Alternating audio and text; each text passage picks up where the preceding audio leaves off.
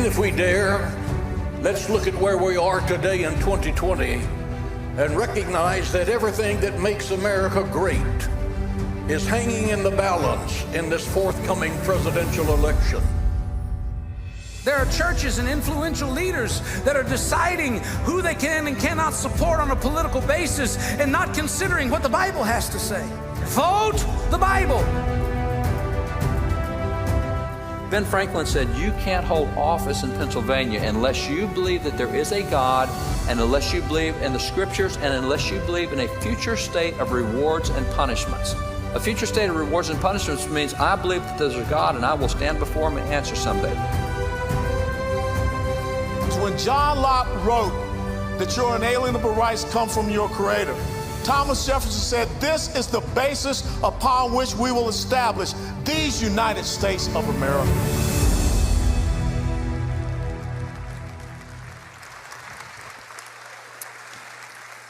So tonight we're going to have a conversation entitled A Case for Liberty.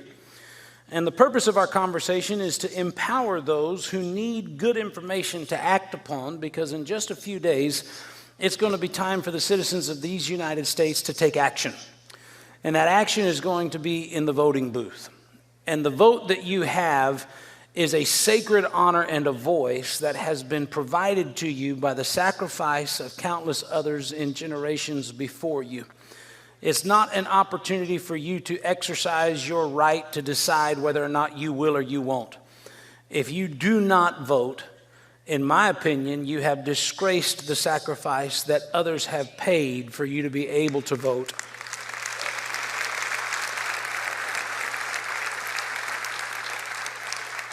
So when you vote, how do you do it? You've heard vote the Bible. And tonight we're going to have a discussion about the liberties and freedoms that have been created by the Bible.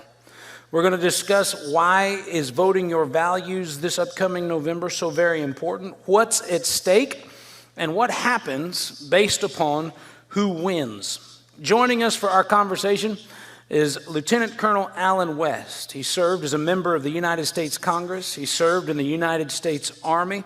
He's a combat veteran, but most importantly, a Christian constitutional conservative. Colonel West, would you please come and join me here on the platform?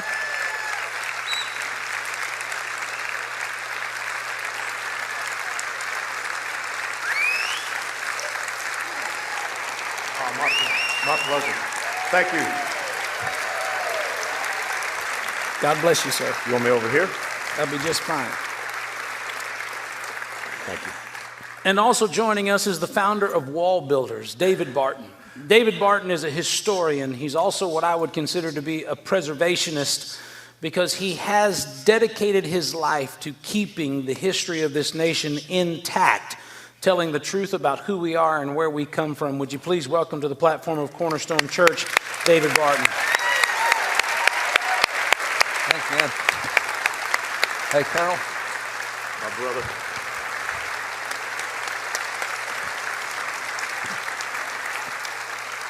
So, gentlemen, before I begin with question one, Lieutenant Colonel, I understand that you are now serving in a brand new role in the state of Texas. What role is that? Well, I was so fortunate on the 20th of July to become the chairman of the Republican Party of Texas, and Dave used to be the vice chairman of the Republican Party of Texas. So thank you for allowing me to continue that legacy. So you said, here, you can have it. And, please, yeah. Please. Carry on. I know something about that. That's how you get ordained around here. Is, Yeah, somebody right. just hands you stuff. Tonight we're having a conversation about a case for liberty, and it sounds as if, liberty needs to be defended. I believe, like never before in our history, that liberty is in danger of being eliminated in the United States. Is that true from your perspective? Well, let me start off, I'm not a real smart guy, and I'm up here with all these smart guys. And, paratroopers, we always got, three things. We got to be told what to say. So the very first thing, 2 Corinthians chapter 3, verse 17. Now the Lord is the Spirit, and where the Spirit of the Lord is, there is liberty. And so I think that David would agree that there is no other nation in the world that's been created like the United States of America. which really talked about the individual, your rights, your freedoms, your liberties. They don't come from man. They don't come from a government. They come from a creator God. And the incredible decision that is laying before us today is that do we truly understand what liberty is? Do we truly understand how we must sacrifice and fight for it? And I tell you, if there is one group of people that has to understand liberty and fight for it and what it essentially means, it's the church. You know, Benjamin Franklin once said, and we're coming out of this COVID issue, he said, those who would surrender essential liberty for temporary security, in the end deserve neither liberty nor security. So I think it is so important that we understand who we are, what we are rooted in, what this nation is rooted in, and our fundamental principles and values, that essential liberty, your liberty, it comes from the Creator God. Doesn't come from man, doesn't come from government. You know, David, as Colonel West so eloquently put it, that liberty comes from God.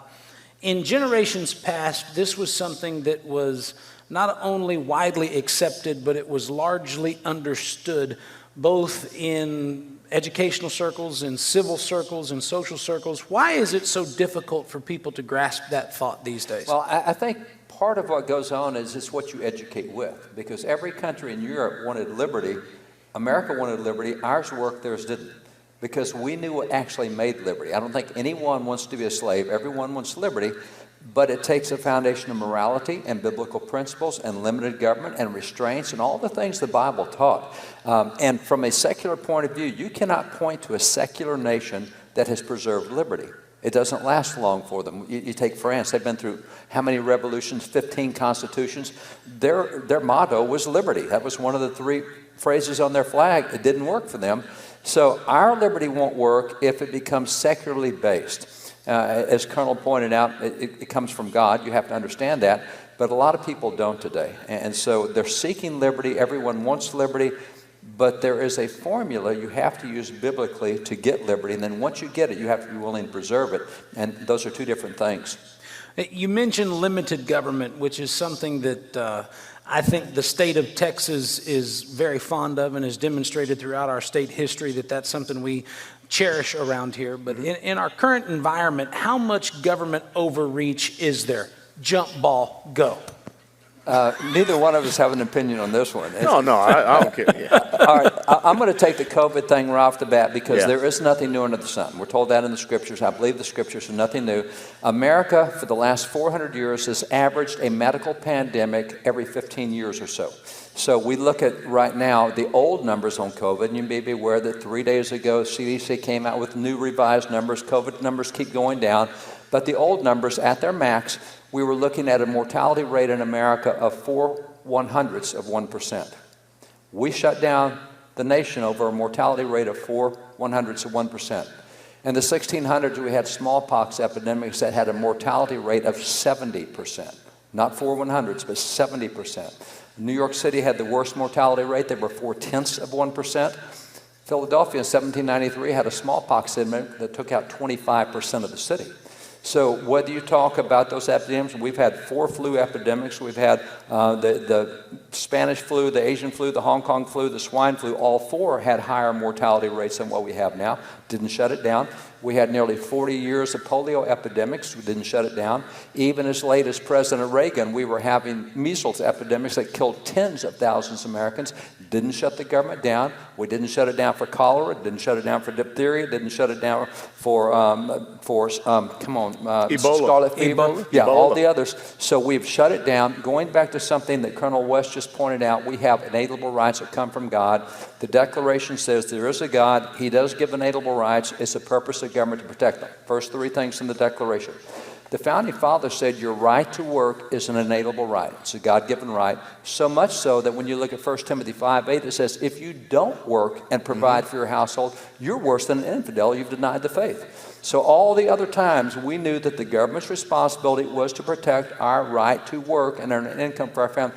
This is the first time in America's history we've allowed anything to shut down the right to work, and government's taken it over. There is an insurrection going on. When I last counted about a week ago, we have now counted over 3,000 pieces of state legislation that have been introduced since the end of February that are dealing with trying to limit the government overreach on COVID. So legislators across the nation, they get that this is way too much.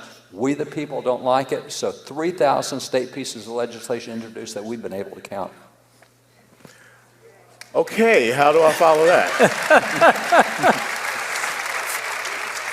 It comes back to education. Yeah. You know, once upon a time we used to teach history. Now it's been replaced by social studies, which is just some subjective, ideological agenda. We used to teach civics.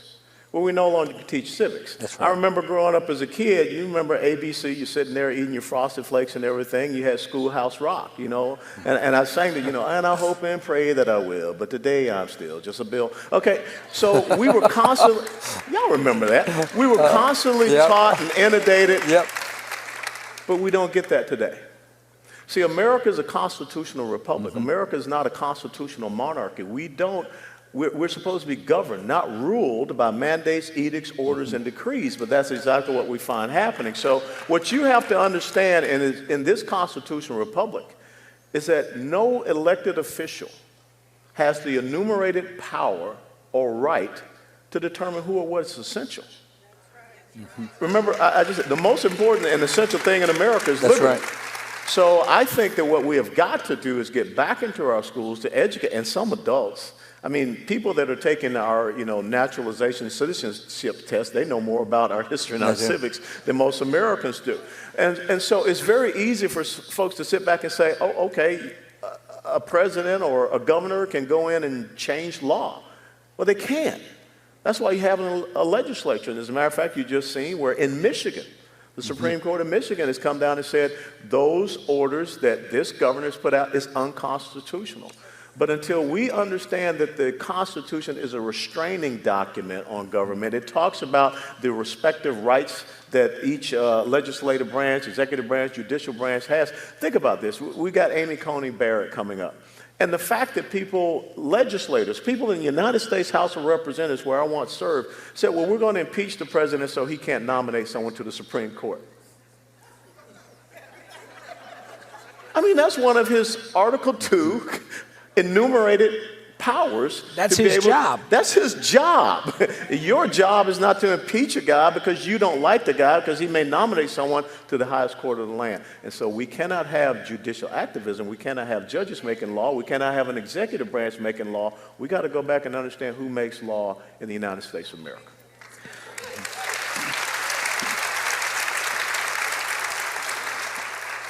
So knowing that we're experiencing tremendous overreach, knowing that there is a lot of opposition towards more government, and yet there's still individuals in government who want to continue to gain control, I'm thinking about the people who are in this room and those who are watching us. What does the guy who gets up and clocks in from 8 to 5 every day, what is it that he can do tomorrow about what's going on in the country right now? Colonel just hit it. It's education. Because most people know not the basics at all. You can't defend your rights if you don't know what they are. And so only 1 out of 1,000 Americans can name the 5 rights in the First Amendment. Now, 4 of those rights came under direct attack from governors and mayors for the last 5 months, 6 months. We didn't defend them because we didn't know what they were. The only one that did, and by the way, you've got religion, petition, assembly, you've got speech, and press. Press is the only one that didn't come under attack. I wonder why that would be. Everything else came under attack, but we didn't defend them because we didn't know what our rights were. Same in the Second Amendment. You have 2 rights in the Second Amendment. We saw those come under attack, and the Third Amendment definitely violated. Third Amendment, 4th through the 8th Amendments, due process, same thing. But you ask Americans what those are, they can't tell you. We, earlier this year, did a massive national poll on civics and government, including we surveyed legislators, state legislators all over the nation.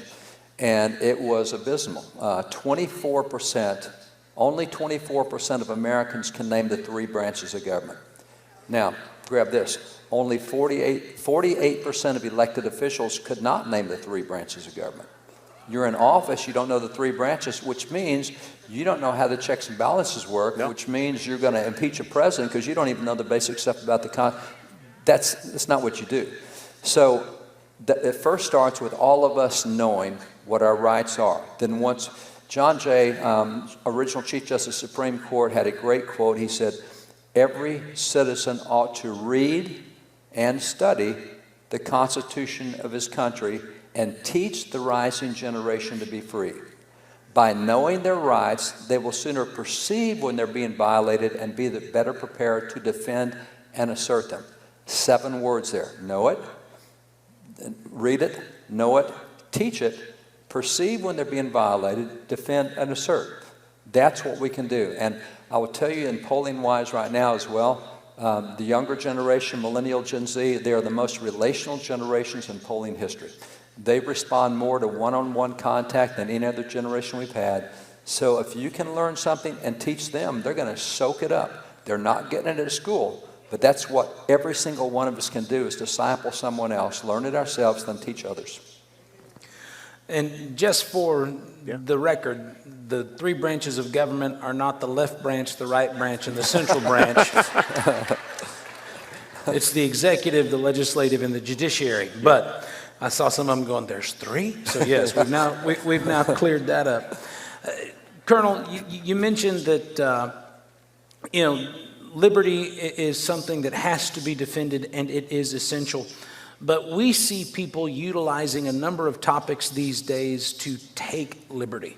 Mm-hmm. They utilize the environment, they utilize racial division, they utilize all kinds of things, and they like to throw it under a canopy of inequality. Yeah. And they say there's income inequality, there's educational inequality, there's social inequality.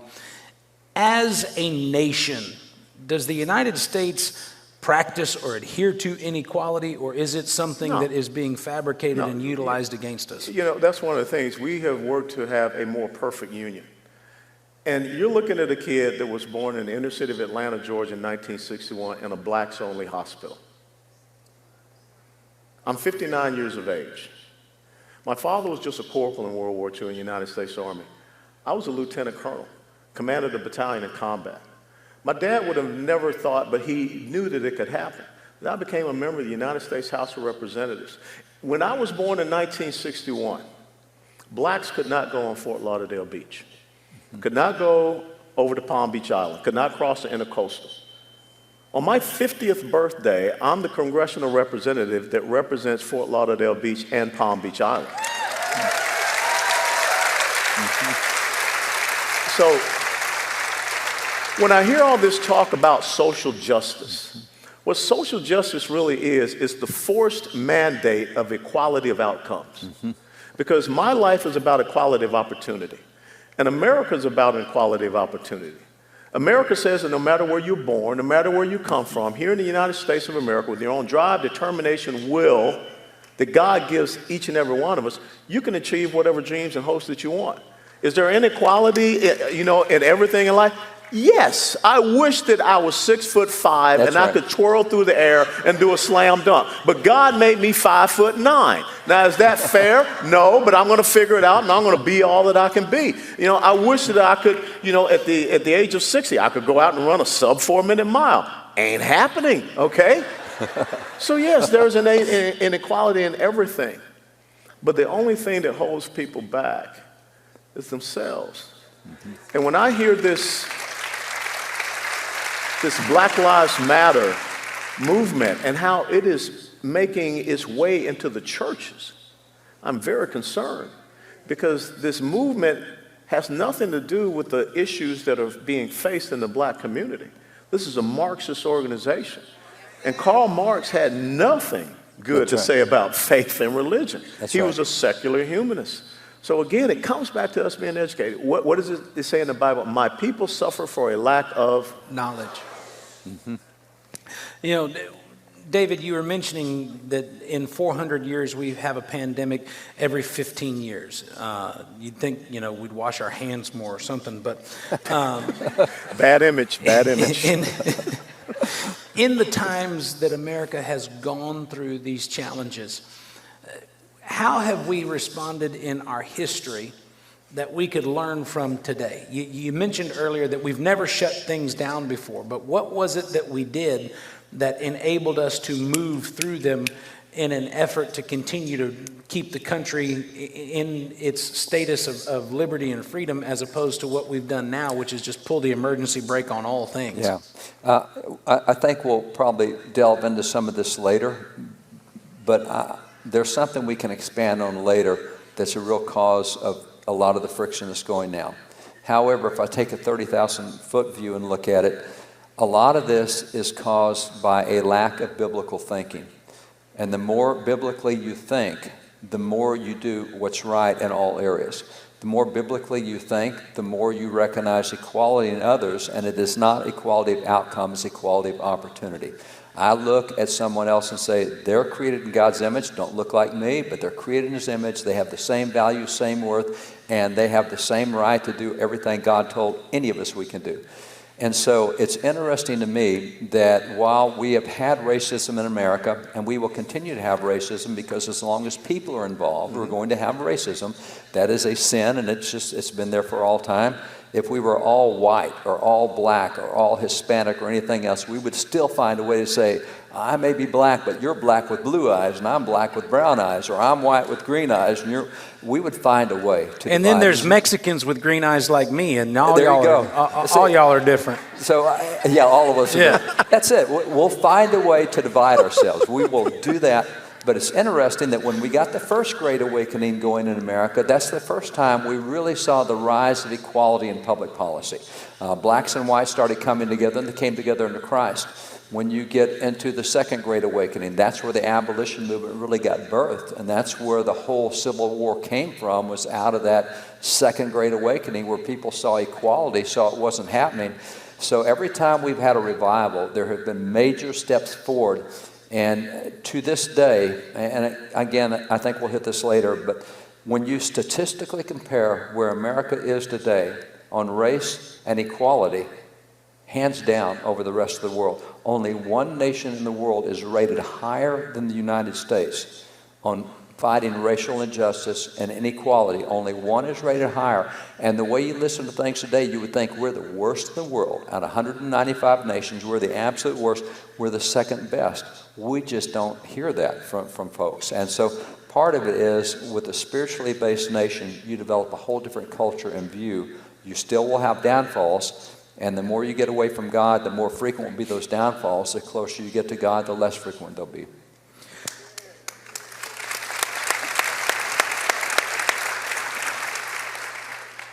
Colonel, inequality is one of the things we hear about that legislators are using to take control of the citizenry and make these laws. Environment is another one.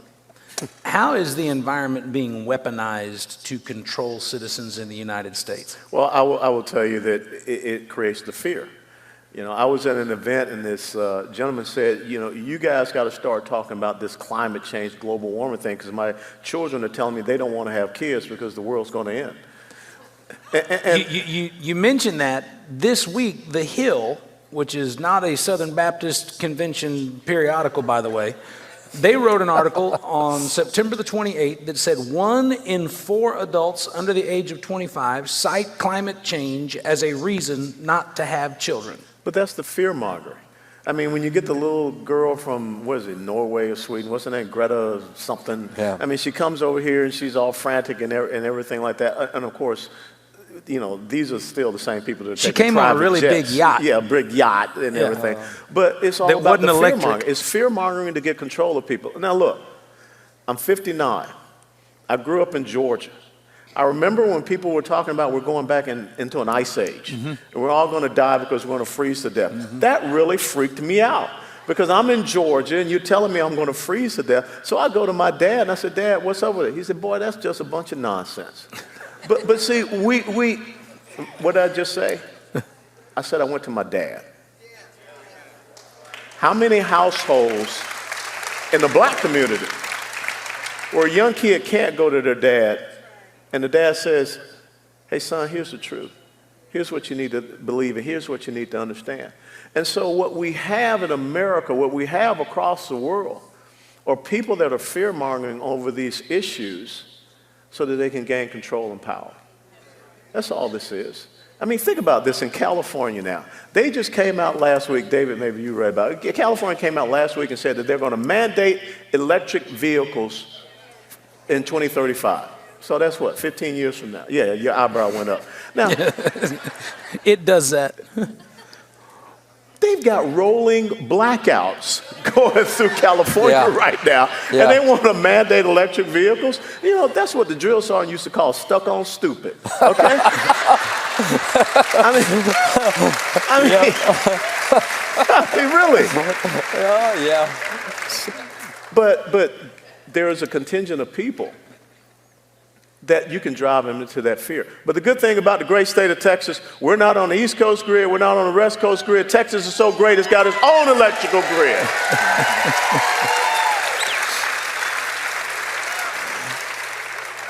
So, David, this issue of the environment, it came up briefly in the interruptions of the presidential debate, and it was very... Excuse me, I have something to say. No. I disagree with that. Yeah, you didn't Or you're listen. just a clown. Yeah. I kept a list of all the adjectives. It was quite a list that they had. It was something. Well, y'all can take whichever side of that one you want. I am not Chris Wallace, okay? Let's just put that out there for the public. Tell you who I'm not in this deal. In the course of that conversation, very polar opposite views. Mm-hmm. You have one candidate who says the first thing he's going to do is jump right back into a global climate change directive that came out of Paris. That's right. And then you have another candidate that says that by doing so, he was able to create more opportunity in the United States economy, create more jobs, and change lives. Whenever you're dealing with the fear issue and the environment, what is it about this position that impacts people in the United States? It is a huge impact. This is something that really is kind of close to me. We do a lot of training of 18 to 25-year-old young people all across the summer, leadership training 2 weeks at a time. And this is something we spend a good bit of time on. You have the biblical, if you will, model out of Romans 1, where that it says they rejected the Creator, and because they did, they loved the creation more than the Creator. When you look at Genesis 1, as my rabbi told me, he pointed out everything in Genesis 1 of the creation story is in ascending order. He separates the waters above, waters below, creates the firmament, separates the land from the water, puts the light in the sky, the greater and the lesser lights, night and day. He makes the fish in the sea, the animals in the sea, and then the land and the animals on the land, etc. He said, it's always ascending in order. And the highest thing you have is man. That's the last thing God created. And man is not the last thing God created, woman is. And so the highest thing in God's creative order is woman. And you can, that's not a surprise to us. You win on that one. But what you'll find is you can tell how civilized a culture is by how it treats women. And literally, whether you make sex objects out of them, or whether you humiliate them, or whether you keep them as near slaves, the way you treat a woman shows your biblical worldview. And so that shows a culture. Now, having said that, what happens now, there's a presentation I do for young people that's all about environmental science. I was asked to testify at the U.S. Senate on climate change, on global warming. And that was, we've gone through the Kyoto Accords, then we went to Copenhagen, now we're at the Paris Accords. And every bit of debate that we're discussing, all of this on climate change, we're talking about an increase of 0.6 degree centigrade, less than 1 degree Fahrenheit. So everything we're hearing about we're all going to burn up has been over a less than 1 degree change that has occurred over the last 30 years.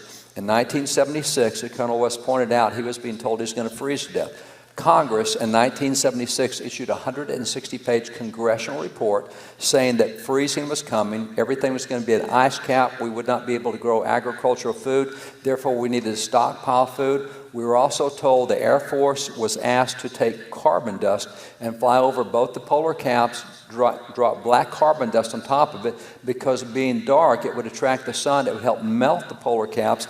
They would have to refreeze before they could come back, and that would slow down we were going to freeze to death in 76. Mm-hmm. So here we are now, and we're going to burn to death, and we're talking about a couple things. We're talking about less than 1 degree temperature increase, and it has not increased in 24 years. The last temperature increase was 1996. We're living on the fear of 24 years of no temperature change. But between 90, see, this started with the UN panel. It's called IPCC, the International Panel on Climate Change. Came out with the first report in 1990. There's been 5 reports. In 1990, they said that the temperature was going to increase so rapidly that we would drown 2/3 of the world's population because the melting ice would raise the sea 40 feet. We would launch boats off the White House. The second report said, well, we don't think it'll be 40 feet. We think it's probably just a few feet. The third report said 18 inches. The next report said 2 inches. Nobody's going to drown with a 2-inch rise. And now the science magazines are warning us about a coming ice age. And the political people are still stuck over here on climate change. What it does is it gives you a great way to control people. And here's the last thing I'll add. When I was testifying, I testified against it because of what the science was. But at the time I said, look, you guys are proposing for the next 40 years. Feinstein was the head of the, Jim Inhofe was the head of the committee. Feinstein was the ranking member. And Feinstein, they want this big deal. America's got to do things to end climate change. They wanted to spend $200 billion a year for 40 years. And they thought that if we could do that, we could drop the temperature 1/2 of 1 degree. But that would save the planet, 1/2 of 1 degree. That's some expensive air conditioning. Well, here's my proposal to them. I said, for $200 billion, 1 year, not 40, 1 year, we can provide clean drinking water in every third world nation and save tens of millions of lives. They said, we don't care about saving lives, we care about saving the planet. Point made. They put the creation above the creator. The creator puts life first. That's the highest thing in his creation. They get it the other way around. And if I could bring this back to a biblical perspective, I really think what you see the left and secular humanists trying to do is undermine the omnipotence and the omniscience of God. Yeah. It's not God and the weather, and it's man-made climate change. Yeah. It's just the same as, God made Adam and Eve. Nah, we got 67 genders now. Mm-hmm. And so you continue to have this... Until the government's going to give one of 2 of them a check, and then everybody decides that they're male or female. Yeah, absolutely. Yeah. As far as I know, on your death warrant, it still says, death certificate, male or female. I don't know what...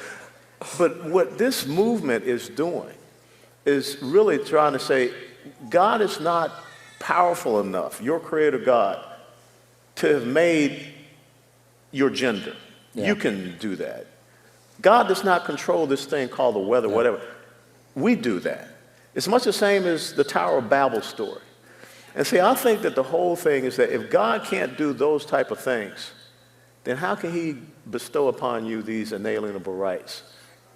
Yeah. And that's what they're trying to do is to undermine that omniscient aspect of our powerful God that is out there. Yep.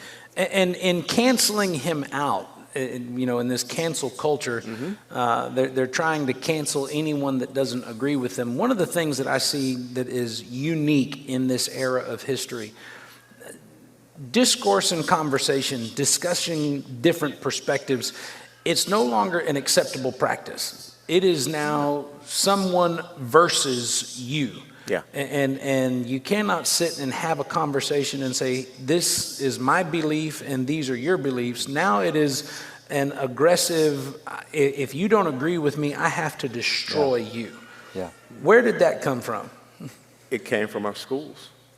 You look at our colleges and universities. I think a couple of weeks ago, University of Texas was ranked as either 1 or number 2 as the worst place for any discourse of thought for conservatives. Ask any young person. Young conservatives of Texas are constantly being assailed and assaulted on the University of Texas campus. But how interesting is it that you have a group, an organization out there called Antifa, which supposedly stands for anti-fascist. But yet what they do is they go out and they beat people up and they attack people for speech or thoughts or perspectives or insights that is contrary to those. But you're the fascist. See, that's a special kind of stupid. But what has happened is that we don't have these conversations in our homes. And so, Proverbs 22:6 says, train up a child in the way that they should go, so when they grow old, they shall not depart from it. You can't just stop having the conversation with your child when they become 16 or 17 or 18. Because there's someone out there always seeking to take your child's mind. And so we don't have a system of education in the United States of America anymore. We have a system of indoctrination. That's why I tell you, Pastor, the number one most important elected position in the United States of America is school board. Mm-hmm. That's right. But the elected position, the race that has the least amount of voter participation. That's right. That's right. Is school board. And then you ask yourselves, how is it that young people are out there tearing down statues, doing what the Taliban did in Afghanistan, doing what ISIS did in Iraq and Syria? How is it that this is happening here? Mm-hmm. We stop training up our children in the way that they should go. Mm-hmm. So, are y'all enjoying this conversation as much as I am?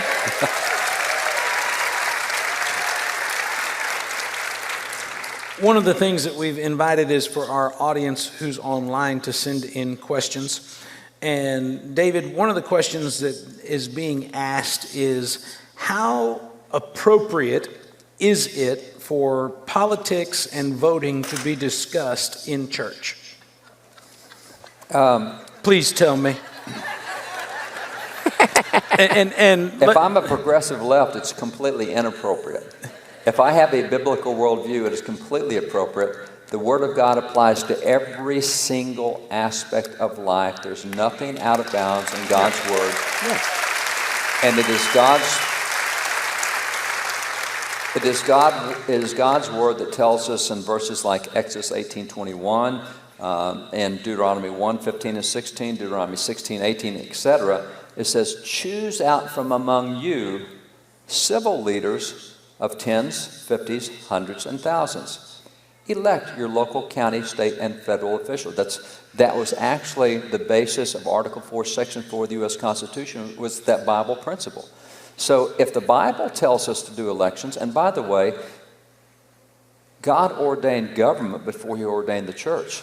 If you look in the Bible at the history, he starts with Adam, then Adam and Eve, and then Adam and Eve and their kids. So we've got an individual, then we have a family, then the world gets all screwed up, and God says, okay, let's reset. Let's have another start here.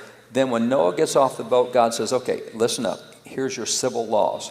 7 laws we call the Noah-Hyde laws. Here's what you do with murderers. Here's what you do with thieves, etc. Civil government starts right there in Genesis 9. We don't have a church yet. We don't have a temple yet. This is civil government. And if you look at civil government from that point on, that's why in Romans 13, those that are in civil government are, quote, ministers of God. The same word minister that we use for ministers of the gospel. So they're God's ministers because that's God's institution. One of the easiest ways I've seen to prove that is John Locke's 2 Treatises of Government. It was written in 1690. It was one of the favorite books of our founding fathers. Richard Henry Lee, a signer of the Declaration, said they, quote, copied the Declaration out of Locke's 2 Treatises. 400 pages, less than an inch thick. He references the Bible over 1,500 times to show the proper operation of civil government. Now tell me government's a secular institution, and even if it were secular, I don't know, choose something that we think is secular, the Bible still addresses the principles that deal with it. There's nothing that we shouldn't cover in church, whether it's medicine or education, whether it's sexuality, whether it's gender, whether it's economics, whether you name it.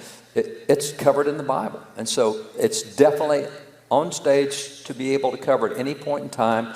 And anybody who thinks, well, that's illegal. No. President Trump suspended the Johnson Amendment right at the start of his term. It was then,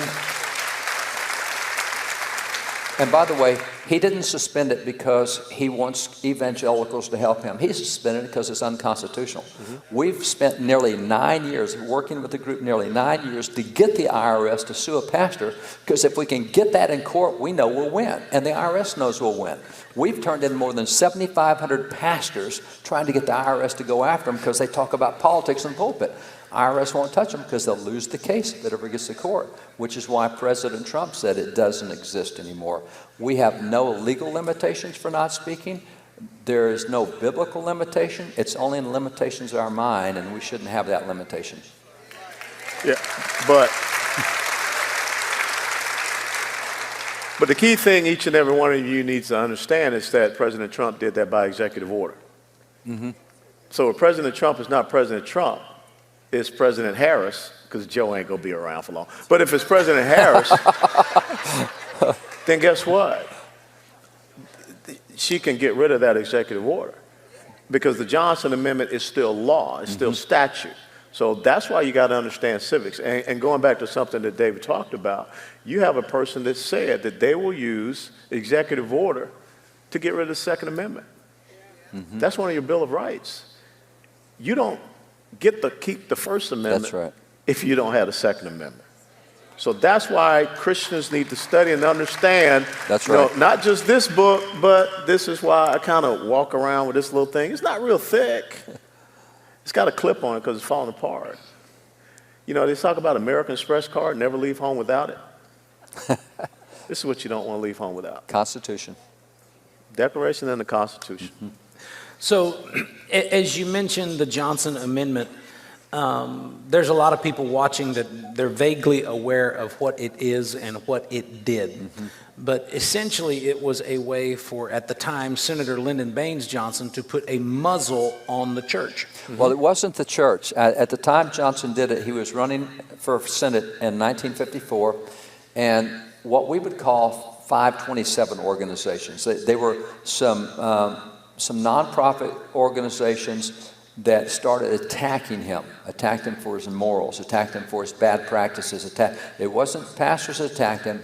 All these outside groups that thought he was too closely tied to communists and other things attacked him for being pro-communist. And so when he got in office, he added a rider to a bill that went through without any discussion and said any one of those 501c3s, that they can't talk about politics anymore. Well, number one, they've got the right of free speech. They've got the right to talk about whatever they want to or criticize if they want to. But he made that, and about 10 years later, the IRS said, oh my gosh, look at this. Churches are 501c3s. We can use this on churches. The guys with Johnson at the time said it was never designed to apply to churches ever. It was to go after really the Hunts here in Texas who had criticized him through their funding and their money. It was to limit them, just them. And so the IRS subsequently applied it to churches, and it's never been challenged. And that's why groups like Alliance Defending Freedom and their pulpit project, they got pastors. I remember a good friend, Gus Booth, who was pastor of a community church up in north. They trained him and said, we want you to get in the pulpit, and we want you to specifically talk about candidates from the pulpit. Because we're going to turn you into the IRS. We want them to come after you, and we're going to get this in court. And so Gus... Oh, good. It was. And bless his heart, he had this small little community church, and that morning when he walked out to preach, there was HBO and ABC and CNN all in the front row, and he's going, oh my gosh. But see, what they did was they said, look, if this gets in court, it's going to take 4 to 5 years. We want you and first off, you and your family have to be unanimous that they support you doing this. Then second, we want a unanimous vote from your church board that they support you doing this. And so there were, I think, 33 pastors had been trained in that first round. And Gus stood up and said, all right, we've got Barack Obama running and we got Hillary Clinton running. And it's back, that tells you the time frame. And here's what they both say about abortion. Here's what they say about other things. Here's what the Bible says. Based on what the Bible says, you can't support these candidates. And so that was his sermon. Here's what the Bible says, here's what they say. So turned him in. IRS has 6 months to respond. 18 months later, they still hadn't responded. They finally said, no, we think we'll let this one pass, as they did to all the other 33 that were turned in. The next year, I think there were 86 got turned in. The next year, 1,500 got turned in. The next year, 3,000 got turned in. And they're not going after any of them. We've been begging the IRS to come sue some pastor somewhere. So it was never designed for churches. They know that. History's real clear on that. It was designed for 2 political opponents, which was wrong in itself. I think if it ever came to court today, it would be struck down unconstitutional, but it's never come to court. They've never let it come to court. So there's a lot that's been said tonight regarding some of the different positions and perspectives about politics, but at the end of the discussion, there's two candidates on the ballot. And given all that is up for grabs, as they say, there's a Supreme Court seat, there's economic future, there's environmental policy, there's all types of different things. What happens if we have a change of power in the United States? There will be a lot of things that happen. I'm going to give you my voting grid, and this is for any position, not just president. This goes all the way down to dog catcher. The Bible, God gave a very comprehensive code of civil laws. There's 613 laws he gave Israel. Israel went from being a nation of slaves for 400 years. They thought wrong about everything.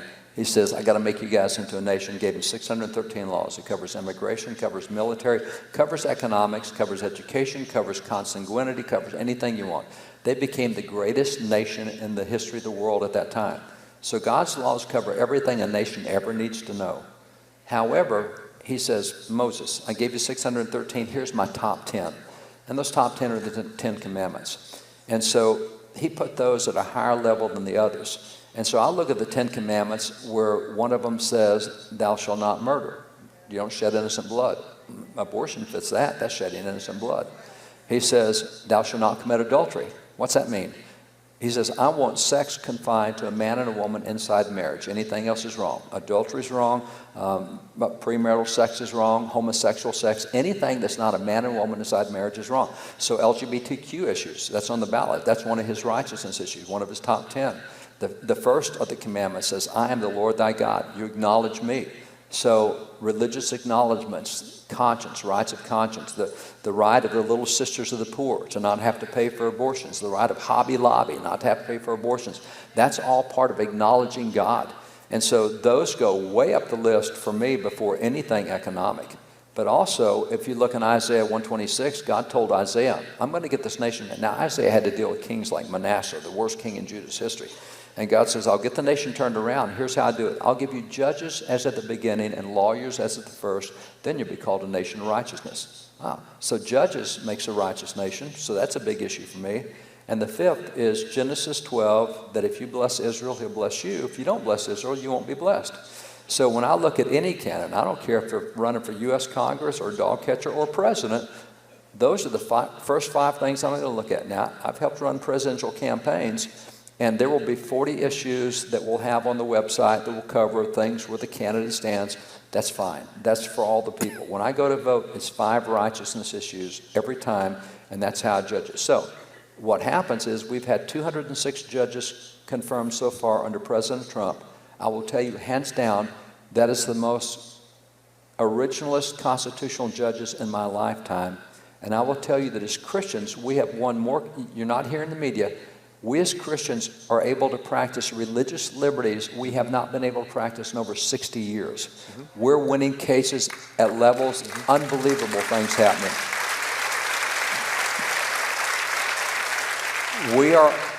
I work with a group of national attorneys working to get cases to the Supreme Court to get the court to reverse itself. We want to see them reverse bad policies in religious liberties and in sexuality and in life. We think that if Amy Coney Barrett gets owned and is confirmed, within 3 years, Roe v. Wade will be out the door. That's a thing gone.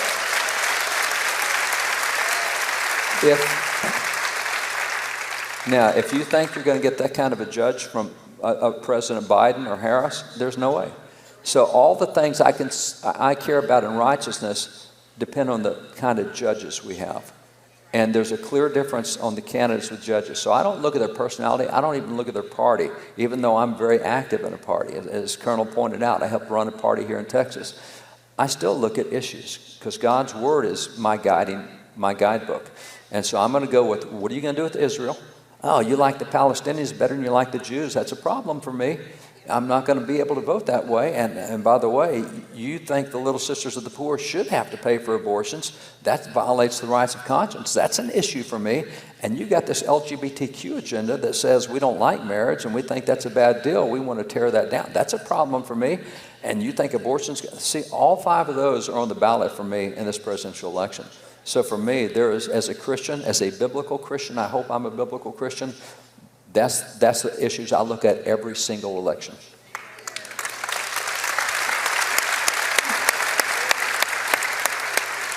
So, Lieutenant Colonel, what does the nation look like if we have a change of power? Well, it's very interesting. We talked about it before we came out here. It's not about a change of power, it's control. All you have to do, you know, on the battlefield, you ask for an enemy that tells you exactly what they want to do, how they're going to do it, and when they're going to do it. I mean, they're giving you their battle plan. So look at California. Look at Portland. Look at Seattle. Look here in Texas at Austin. That tells you what happens if the other side gets control.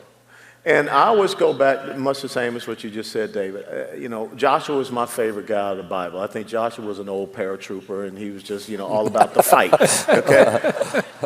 But God told Joshua, this book of the law that I gave unto Moses, you will not turn from it from the right or to the left. You shall meditate upon it day and night, and you will have success and prosperity wherever you go. That's this book of the law, and it's also this book of the law that I carry here. This election is all about this very simple choice.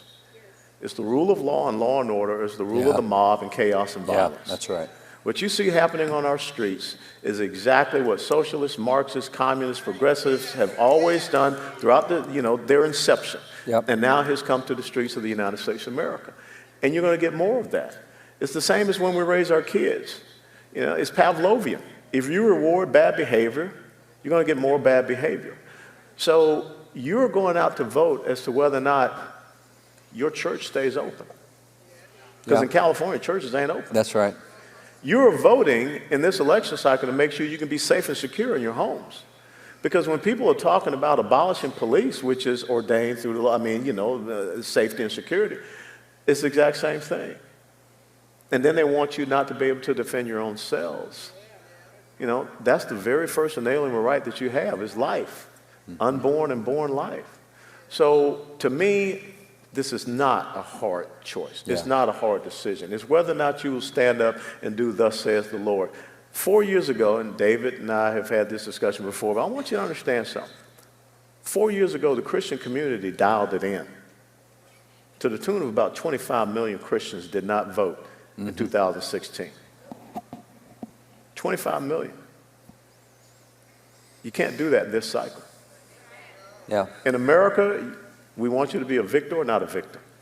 In America, we believe in the individual, their rights, their freedoms, their liberty, their sovereignty, which comes from God, not to be collectively subjugated. In America, we believe in economically empowering you, not economically enslaving you. Those are the choices you have to make in this election cycle. But first and foremost, it's the rule of the law. This book of the law and that book of the law that was handed down from our founding fathers. If you stay on the side of the rule of law, it's not about party, it's not about a person, it's about what's right as opposed to what's wrong. And I'll just conclude this by saying it, and I'm sure this is going to make some waves. Good versus evil.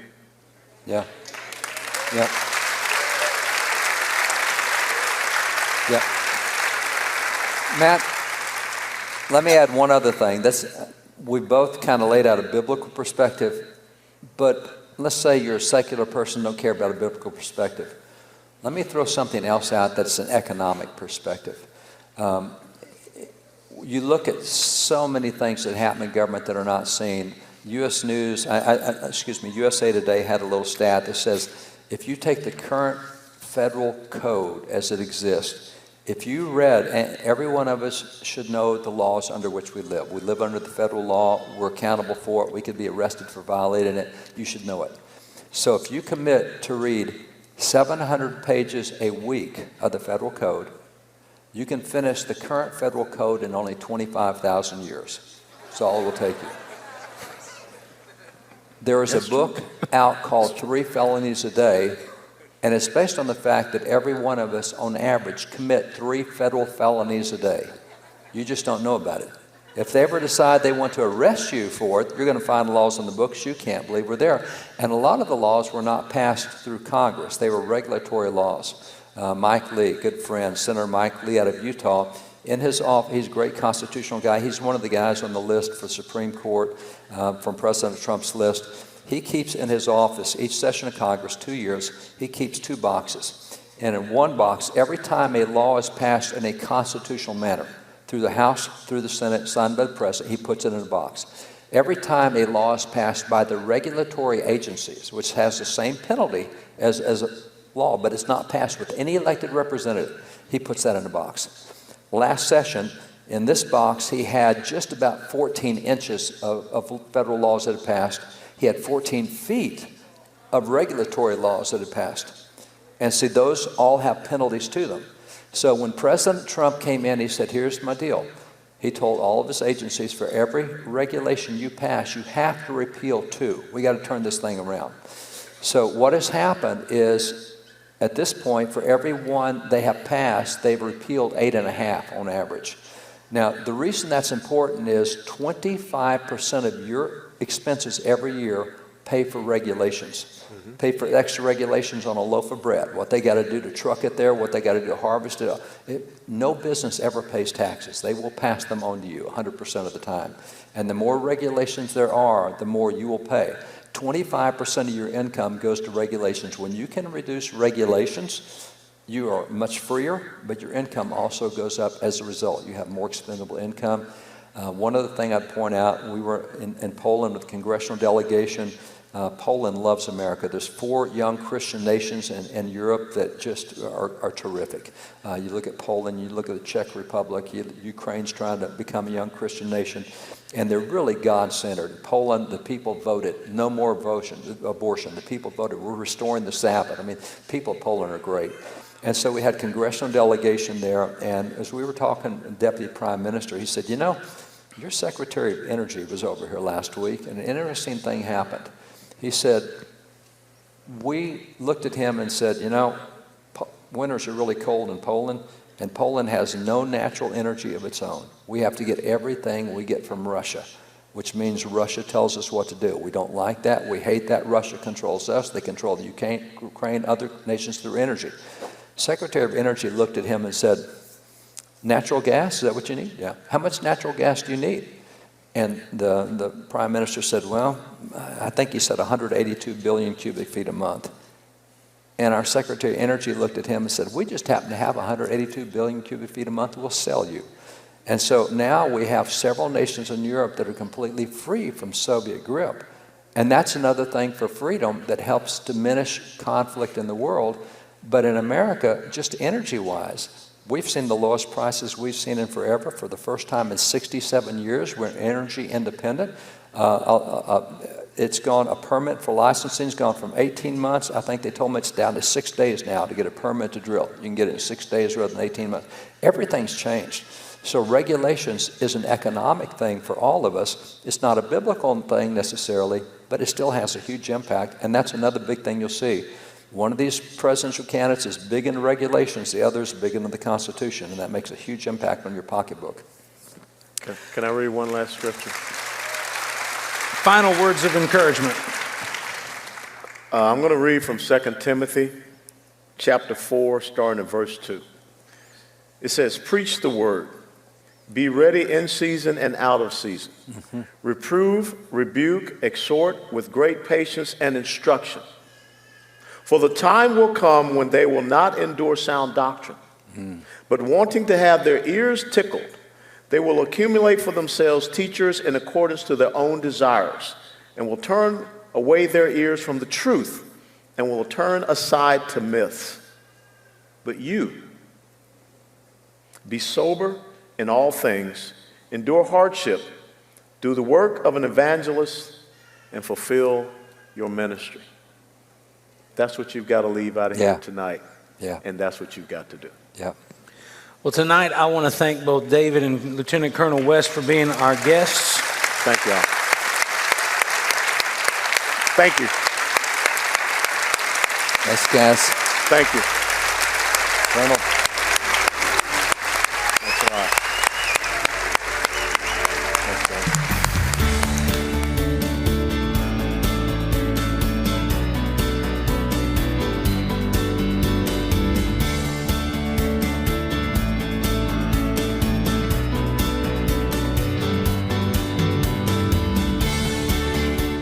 I want to take this opportunity to say thank you to all of our friends and partners across America for all that you do in so many ways to make it possible for us to share the gospel of Jesus Christ to this nation and to the nations of the world. I love you. Thank you.